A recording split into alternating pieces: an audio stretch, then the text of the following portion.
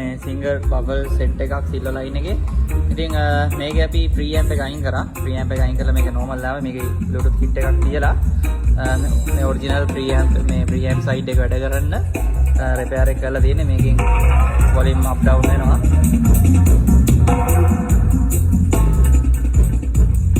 Base එකත් ඒ වගේම control වෙනවා. ටිබල් එකත් වැඩ.